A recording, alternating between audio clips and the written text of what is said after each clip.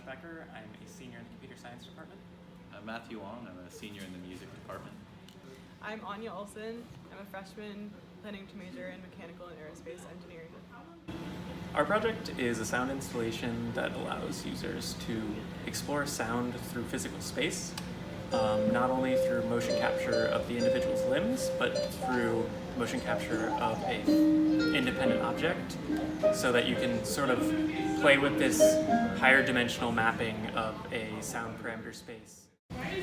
So not just motion capturing the user, but motion capturing an additional object allows us a lot more parameters to play with in our synthesis engine, since the user can kind of place this box around the room to explore particular sound regions that they can sort of fine-tune with their motion around the box, and then when they're like done playing in this particular region of the sound, they can move the box somewhere else, maybe explore a little bit between having it low and having it high. And I think one of the things we're hoping for is it really will encourage exploration, because I imagine people will start off by just sort of leaving the box on the ground maybe, and then eventually realizing, oh, if I move the box in sort of the z-axis up and down, it changes the sound drastically. So it encourages people to move beyond just sort of kicking it around, maybe like lifting it above their head and seeing how that sounds, and sort of getting creative with how they're exploring the space.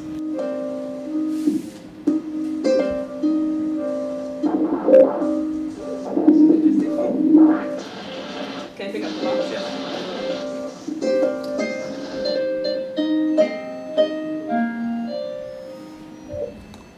Oh, snap.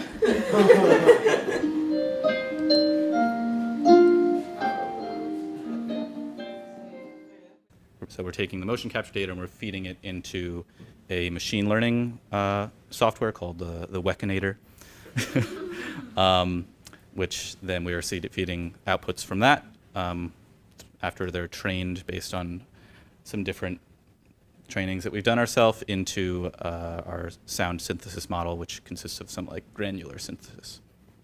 At a very basic level, granular synthesis is sort of taking a maybe long sample of a sound and then just zooming in and playing back a certain grain of that sample. So it might just be playing like an eighth of a second within that sample and repeating it at audio rate.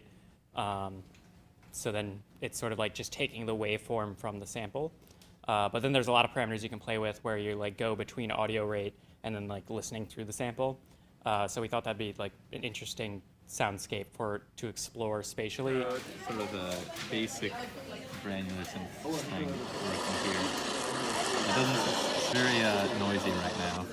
But. Okay, now can you move the box to the opposite side of the room, and we're going to do the same thing. We are changing parameters and then trying to train a neural network based off of, or from Weckinator, to learn the mapping of the positions to those parameters. So right now I'm just trying to map a specific parameter to where the box is in the room, independent of how Matt is flailing his limbs.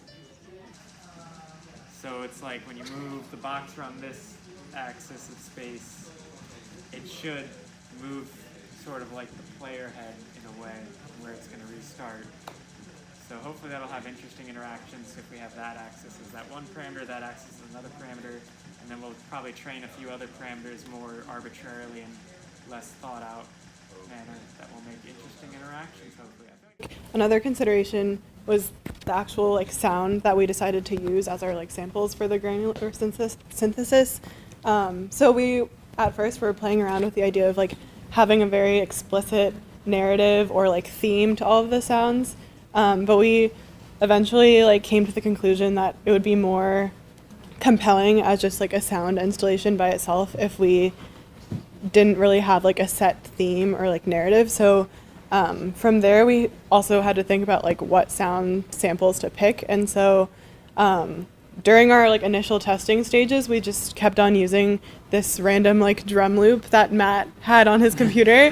But we noticed that when we were using that sample, a lot of the sounds that the Weckinator produced were very jarring and not very nice to listen to. So from that, we were thinking about what sounds might be more pleasant but also still interesting. So eventually we settled on like the idea of having 3 different sounds to combine. So you'll hear a combination of harp sounds, rain sounds, and also bird sounds.